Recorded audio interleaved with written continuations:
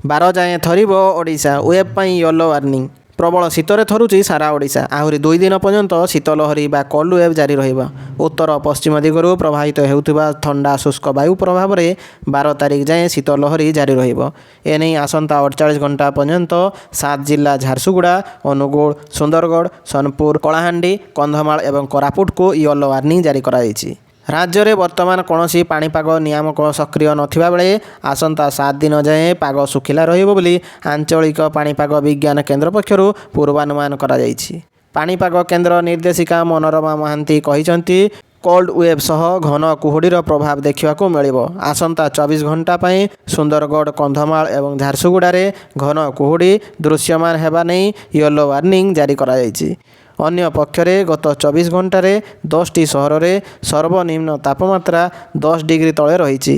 ଉଦୟଗିରିରେ ସର୍ବନିମ୍ନ ତାପମାତ୍ରା 4.8 ଡିଗ୍ରୀ ରହିଥିବା ବେଳେ ସେମିଳିଗୁଡ଼ାରେ 6.2 ଡିଗ୍ରୀ, ଫୁଲବାଣୀରେ 6.8 ଡିଗ୍ରୀ, ଚିପିଲିମାରେ 7.3 ଡିଗ୍ରୀ, ରାଉରକେଲାରେ 7.6 ଡିଗ୍ରୀ, ଦାରିଙ୍ଗବାଡ଼ି ଓ ଝାରସୁଗୁଡ଼ାରେ 8 ଡିଗ୍ରୀ, ଅନୁଗୁଳ ଓ ଭବାନୀପାଟଣାରେ 9 ଡିଗ୍ରୀ ଏବଂ କିରେଇରେ 9.3 ଡିଗ୍ରୀ ତାପମାତ୍ରା ରେକର୍ଡ କରାଯାଇଛି। ସେହିପରି ଭୁବନେଶ୍ୱରରେ 13.7 ଓ କଟକରେ 12.6 ଡିଗ୍ରୀ ତାପମାତ୍ରା ରହିଥିବା ବିଭାଗ ପକ୍ଷରୁ ସୂଚନା ଦିଆଯାଇଛି। ଯୁକ୍ତ 2 ପରୀକ୍ଷା ସୂଚୀରେ ପରିବର୍ତ୍ତନ। ଉଚ୍ଚ ମାଧ୍ୟମିକ ଶିକ୍ଷା ପରିଷଦ ଦ୍ୱାରା ପରିଚାଳିତ ଯୁକ୍ତ 2 ପରୀକ୍ଷା ସୂଚୀରେ ସାମାନ୍ୟ ପରିବର୍ତ୍ତନ କରାଯାଇଛି।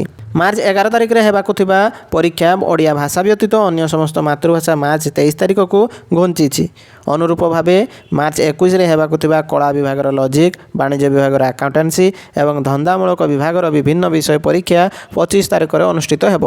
ଏନେଇ ଉଚ୍ଚ ମାଧ୍ୟମିକ ଶିକ୍ଷା ପରିଷଦର ପରୀକ୍ଷା ନିୟନ୍ତ୍ରକଙ୍କ ପକ୍ଷରୁ ସୂଚନା ଦିଆଯାଇଛି। ଆସନ୍ତା 2024 ଫେବୃଆରୀ 18 ତାରିଖରୁ ଆରମ୍ଭ ହେବ ଯୁକ୍ତ 2 ଥିଓରି ପରୀକ୍ଷା। ତେବେ ଥିଓରି ପରୀକ୍ଷା ପୂର୍ବରୁ ପ୍ରାକ୍ଟିକାଲ ପରୀକ୍ଷା ହେବ।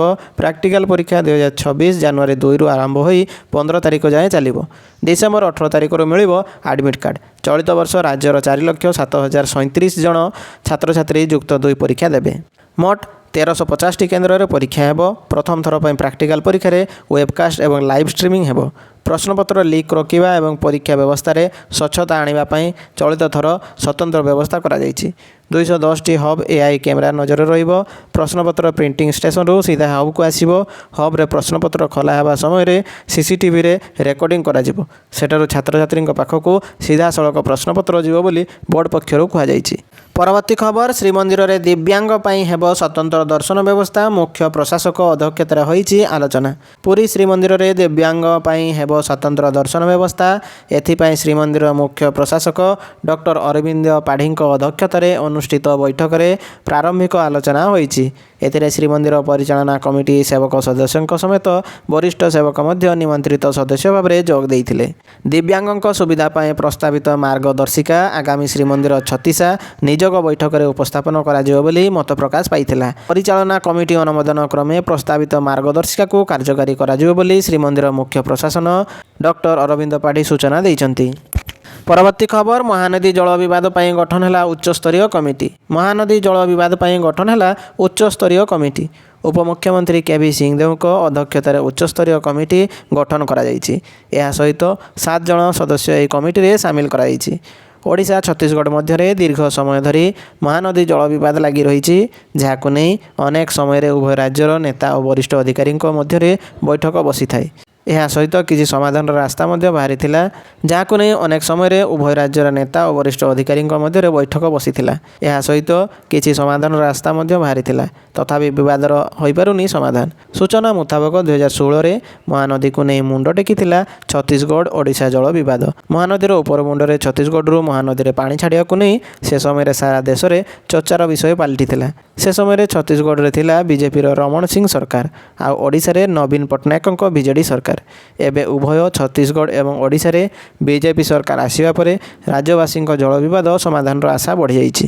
ପରବର୍ତ୍ତୀ ଖବର, କୋଟିଏରେ ଆନ୍ଧ୍ର ଏଜେଣ୍ଟଙ୍କ ଆତଙ୍କ, ଓଡ଼ିଶା ଅଙ୍ଗନବାଡ଼ି କେନ୍ଦ୍ରରେ ଅଚଳାବସ୍ଥା। ଆନ୍ଧ୍ର ଏଜେଣ୍ଟଙ୍କ ଆତଙ୍କ ଯୋଗୁଁ ଓଡ଼ିଶାର ଅଙ୍ଗନବାଡ଼ି କେନ୍ଦ୍ରରେ ଅଚଳାବସ୍ଥା ସୃଷ୍ଟି ହୋଇଛି।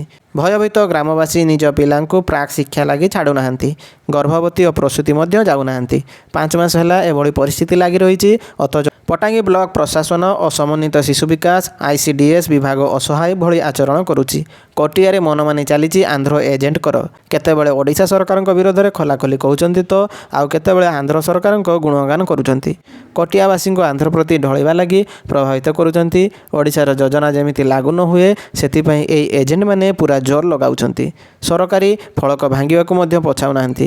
ଏହି କ୍ରମରେ ପ୍ରାୟ 5 ମାସ ତଳେ ଉପର ସେମ୍ବି ସ୍ଥିତ ଓଡ଼ିଶାର ଅଙ୍ଗନବାଡ଼ି କେନ୍ଦ୍ରରେ କିଛି ଆନ୍ଧ୍ର ଏଜେଣ୍ଟ ତାଲା ପକାଇ ଦେଇଥିଲେ। ଓଡ଼ିଶା ସରକାରଙ୍କ ଯୋଜନା ଯେମିତି କାର୍ଯ୍ୟକାରୀ ହେବ ନାହିଁ ସେଥିପାଇଁ ଭରପୁର ପ୍ରୟାସ କରିଥିଲେ। ଖବର ମିଳିବା ପରେ ପଟାଙ୍ଗୀ ବ୍ଲକ ପ୍ରଶାସନ ପହଞ୍ଚି କେନ୍ଦ୍ରରୁ ତାଲା ଭାଙ୍ଗିଥିଲା। ଏହାପରେ କେନ୍ଦ୍ର ଖୋଲିଛି ସତ କିନ୍ତୁ ସୁଚାରୁ ରୂପେ ପରିଚାଳିତ ହୋଇପାରୁନାହିଁ। ପରବର୍ତ୍ତୀ ଖବର, ଚାଷୀ ମହଲରେ ଚାଞ୍ଚଲ୍ୟ, ଚର୍ଚ୍ଚାରେ ନିଷ୍ପତ୍ତି କଟନୀ ଛଟନୀକୁ ସରକାରୀ ମୋହର। ଧାନ ସଂଗ୍ରହ ପ୍ରକ୍ରିୟାରେ କଟନୀ ଛଟନୀ ନୂଆ କଥା ନୁହେଁ। ପ୍ରତିବର୍ଷ ବିଭିନ୍ନ ଆଳ ଦେଖାଇ ଧାନ କଟନୀ ଛଟନୀ ହୋଇଥାଏ। କେତେବେଳେ ମଣ୍ଡିରେ ତ ଆଉ କେତେବେଳେ ରାଇସ୍ ମିଲରେ କଟନୀ ଛଟନୀ ହୋଇଥାଏ। କଟନୀ ଛଟନୀ ବିନା ଧାନ ଉଠାଇବାକୁ ମିଲର୍ସମାନେ ସାଧାରଣତଃ ସହମତ ହୋଇନଥାନ୍ତି। ତେବେ ରାଜ୍ୟରେ ଶାସନକୁ ଆସିବା ପୂର୍ବରୁ ଏହି ଧାନ କଟନୀ ଛଟନୀକୁ ଭାଜପା ଏକ ପ୍ରସଙ୍ଗ କରି ତତ୍କାଳୀନ ବିଜେଡି ସରକାରଙ୍କୁ ଘେରିଥିଲା। ଏପରିକି ନିର୍ବାଚନୀ ପ୍ରଚାର ସମୟରେ ମଧ୍ୟ ଭାଜପା ଏହା ଏକ ପ୍ରସଙ୍ଗ ଭାବେ ରଖିଥିଲା। ତେବେ ସରକାର ସିନା ବଦଳିଲା, ମଣ୍ଡିରେ ଧାନ ବିକ୍ରି ସମୟରେ ପୂର୍ବବତ୍ କଟନୀ ଛଟନୀ ଲାଗି ରହିଛି। ଅନ୍ୟପଟେ ଧାନର ଗୁଣମାନ ପରୀକ୍ଷା ପାଇଁ ମଣ୍ଡିଗୁଡ଼ିକରେ ଗ୍ରେନ୍ ଏନାଲାଇଜର ମେସିନ୍ ବସାଗଲା। ତେବେ ଏଭଳି କଟନୀ ଛଟନୀକୁ ବିରୋଧ କରି ଅନେକ ସମୟରେ ଚାଷୀମାନେ ଆନ୍ଦୋଳନକୁ ଓହ୍ଲାଇଥିବା ନଜିର ରହିଛି। ମାତ୍ର ମଙ୍ଗଳବାର ବରଗଡ଼ ଜିଲ୍ଲା ଅତାବିଲା ବ୍ଲକ ଗଡ଼ଭଙ୍ଗା ମଣ୍ଡିରେ ଧାନ ବିକ୍ରି ସମସ୍ୟା ନେଇ ଚାଷୀମାନେ ଆନ୍ଦୋଳନକୁ ଓହ୍ଲାଇଥିବା ବେଳେ ସେଠାରେ ପ୍ରଶାସନ, ଚାଷୀ ଏବଂ ମିଲର୍ସ ପ୍ରତିନିଧିଙ୍କ ଉପସ୍ଥିତିରେ ହୋଇଥିବା ତ୍ରିପାକ୍ଷିକ ଆଲୋଚନାରେ ଅତାବିରା ବ୍ଲକର ସମସ୍ତ ମଣ୍ଡିରେ କ୍ୱିଣ୍ଟାଲ ପ୍ରତି 1 କେଜି ଧାନ କଟନୀ ଛଟନୀ କରାଯିବା ନିଷ୍ପତ୍ତି ଏବଂ ସେହିଭଳି ନିଷ୍ପତ୍ତି ଉପରେ ସରକାରୀ ଅଧିକାରୀ ମୋହର ମାରିବା, ଦସ୍ତଖତ ଦେବା ଏବେ ଜିଲ୍ଲାରେ ଚର୍ଚ୍ଚାର ବିଷୟ ହୋଇଛି। ପରବର୍ତ୍ତୀ ଖବର, ଏବେ ଷ୍ଟେସନ ବା ଟ୍ରେନରେ ସେଲ୍ଫି ନେବା ପଡ଼ିବ ମହଙ୍ଗା, ଜରିମାନା ସହ ମିଳିବ ଜେଲ୍ ଦଣ୍ଡ। ସେଲ୍ଫି ଏବେ ସମସ୍ତଙ୍କ ଜୀବନ ପାଇଁ ବିପଦ ସାଜିଛି। କିଛି ଦିନ ପୂର୍ବେ ଟ୍ରେନ୍ ସହ ସେଲ୍ଫି ନେଉଥିବା ସମୟରେ ଜଣେ ଯୁବକଙ୍କ ଜୀବନ ଚାଲିଯାଉଥିବାର ଭିଡ଼ିଓ ସୋସିଆଲ ମିଡ଼ିଆରେ ଭାଇରାଲ ହୋଇଥିଲା, ଯାହା ଜନସାଧାରଣଙ୍କ ମଧ୍ୟରେ ଭୟ ଖେଳାଇ ଦେଇଥିଲା। ଏହି ସେଲ୍ଫି ମାନିଆ ଉପରେ ପ୍ରତିବନ୍ଧକ ଲଗାଇବା ପାଇଁ ଭାରତୀୟ ରେଳ ନୂତନ ନିୟମ ଲାଗୁ କରିଛନ୍ତି। ବଢ଼ୁଥିବା ସେଲ୍ଫି ଜନିତ ମୃତ୍ୟୁକୁ ରୋକିବା ପାଇଁ ଦକ୍ଷିଣ ରେଳ ଦ୍ୱାରା ନିୟମ ଲାଗୁ କରାଯାଇଛି। ଏହି ନିୟମ ଅନୁସାରେ ଯଦି କେହି ବ୍ୟକ୍ତି ଟ୍ରେନ୍ ମଧ୍ୟରେ ବା ରେଳ ଷ୍ଟେସନ ମଧ୍ୟରେ ସେଲ୍ଫି ନେଉଛନ୍ତି ତେବେ ଆପଣଙ୍କୁ ହଜାର ହଜାର ଟଙ୍କା ଜରିମାନା ଦେବାକୁ ପଡ଼ିବ। ରେଳ କର୍ମଚାରୀଙ୍କ କହିବା ଅନୁସାରେ ରୋମାଞ୍ଚକର ଫଟୋ ଉଠାଇବା ଚକ୍କରରେ ଚଳନ୍ତା ଟ୍ରେନ୍ ସହ ଫଟୋ ଉଠାଇବାକୁ ଚେଷ୍ଟା କରୁଛନ୍ତି ସାଧାରଣ ଜନତା। ଏଥିପାଇଁ ନିଜର ଜୀବନ ମଧ୍ୟ ହାରୁଛନ୍ତି। ଏଣୁ ଏପରି ବ୍ୟକ୍ତିଙ୍କୁ ଅଟକାଇବା ପାଇଁ ରେଳ ଷ୍ଟେସନ ବା ଟ୍ରେନ୍ ଚାଲୁଥିବା ସମୟରେ ସେଲ୍ଫି ଉଠାଇଥିବା ବ୍ୟକ୍ତିଙ୍କୁ 2000 ଟଙ୍କା ଜରିମାନା ସହ 6 ମାସ ପର୍ଯ୍ୟନ୍ତ ଜେଲ୍ ଦଣ୍ଡ ମିଳିବ। ପରବର୍ତ୍ତୀ ଖବର, କେନ୍ଦ୍ର ସରକାରଙ୍କ ଆୟୁଷ୍ମାନ ଭାରତ ଯୋଜନାକୁ ମେଡିକାଲ ସଂଘର ପ୍ରତ୍ୟାଖ୍ୟାନ। କେନ୍ଦ୍ର ସରକାରଙ୍କ ଆୟୁଷ୍ମାନ ଭାରତ ଯୋଜନାର ପ୍ୟାକେଜ ଦରକୁ ପ୍ରତ୍ୟାଖ୍ୟାନ କରିଛି ଭାରତୀୟ ମେଡିକାଲ ସଂଘ। ନୂଆଦିଲ୍ଲୀରେ ଅନୁଷ୍ଠିତ ଜରୁରୀକାଳୀନ ବୈଠକରେ ଏହି ନିଷ୍ପତ୍ତି ନିଆଯାଇଛି। ଆୟୁଷ୍ମାନ ଭାରତ ଯୋଜନା ପାଇଁ କେନ୍ଦ୍ର ସରକାର ଧାର୍ଯ୍ୟ କରିଥିବା ଦରରେ ଚିକିତ୍ସା କରିବା ସମ୍ଭବ ନୁହେଁ ବୋଲି IMA କହିଛି। ଯୋଜନା ପାଇଁ ଧାର୍ଯ୍ୟ ଦର ଦୁର୍ନୀତି ବଢ଼ାଇବା ସହ ଚିକିତ୍ସାର ମାନ ଉପରେ ପ୍ରଭାବ ପକାଇବ। ସରକାର ଧାର୍ଯ୍ୟ କରିଥିବା ପ୍ୟାକେଜ ଦ୍ୱାରା ରୋଗୀଙ୍କ ଚିକିତ୍ସା ଓ ସୁରକ୍ଷା ବିପର୍ଯ୍ୟୟ ହେବ ବୋଲି IMA ପକ୍ଷରୁ ପ୍ରେସ୍ ରିଲିଜରେ କୁହାଯାଇଛି। ସେହିପରି ବୀମା ମଡେଲ, ପାଣ୍ଠି ଆବଣ୍ଟନ ଓ ପ୍ୟାକେଜ ଦରକୁ ବିରୋଧ କରାଯାଇଛି। ବିଶେଷ କରି କେନ୍ଦ୍ରର ଇନ୍ସୁରାନ୍ସ ଭିତ୍ତିକ ଯୋଜନା ଉପରେ IMA ଆପତ୍ତି ଉଠାଇଛି। ଏଥିସହ ଏକ୍ସକ୍ଲୁସିଭ ଟ୍ରଷ୍ଟ ମଡେଲ ଲାଗୁ କରିବାକୁ ସଂଘ ଦାବି କରିଛି। ପୂର୍ବରୁ କେନ୍ଦ୍ର ଇନ୍ସୁରାନ୍ସ ଭିତ୍ତିକ ଯୋଜନାକୁ ରାଜ୍ୟ ସରକାର ବିରୋଧ କରିଥିଲା। ସେପଟେ ପ୍ୟାକେଜ ଦର ପୁନଃନିର୍ଦ୍ଧାରଣ କରିବାକୁ IMA କେନ୍ଦ୍ର ସରକାରଙ୍କୁ ଅନୁରୋଧ କରିଛି। ପରବର୍ତ୍ତୀ ଖବର, ମାଲକାନଗିରିରେ ଆଉ 24 ଘଣ୍ଟା ପାଇଁ ଇଣ୍ଟରନେଟ୍ କଟକଣା ବୃଦ୍ଧି। ମାଲକାନଗିରିରେ ପୁଣି ବଢ଼ିଲା ଇଣ୍ଟରନେଟ୍ କଟକଣା। ଆଉ 24 ଘଣ୍ଟା ଇଣ୍ଟରନେଟ୍ କଟକଣା ବୃଦ୍ଧି କଲା ପ୍ରଶାସନ। ବୁଧବାର ଦିନ 12ଟାରୁ ଗୁରୁବାର ଦିନ 12ଟା ପର୍ଯ୍ୟନ୍ତ ଇଣ୍ଟରନେଟ୍ ସେବା ବନ୍ଦ ରହିବ। ପରିସ୍ଥିତିକୁ ଦେଖି କଟକଣା ନେଇ ପୁଣି ଗୁରୁବାର ନିଷ୍ପତ୍ତି ନିଆଯିବ। ସୂଚନା ଦେଲେ ମାଲକାନଗିରି ଜିଲ୍ଲାପାଳ ସୋମେଶ ଉପାଧ୍ୟାୟ। ମଙ୍ଗଳବାର ଅଧିକ 18 ଘଣ୍ଟା ଇଣ୍ଟରନେଟ୍ କଟକଣା ବୃଦ୍ଧି କରାଯାଇଥିଲା। ବୁଧବାର ଦିନ 12ଟା ପର୍ଯ୍ୟନ୍ତ କଟକଣା ବୃଦ୍ଧି କରାଯାଇଥିଲା। RDC ଓ ଜିଲ୍ଲାପାଳଙ୍କ ସହ ଆଲୋଚନା ପରେ ଇଣ୍ଟରନେଟ୍ କଟକଣା ବୃଦ୍ଧି କରାଯାଇଥିଲା। ଗୃହ ବିଭାଗ ଅତିରିକ୍ତ ମୁଖ୍ୟ ଶାସନ ସଚିବ ନିର୍ଦ୍ଦେଶନାମା ଜାରି କରିଥିଲେ। ଅନ୍ୟପଟେ ମୃତ ମହିଳାଙ୍କ କଟାମୁଣ୍ଡ ଉଦ୍ଧାର କରାଯାଇଛି।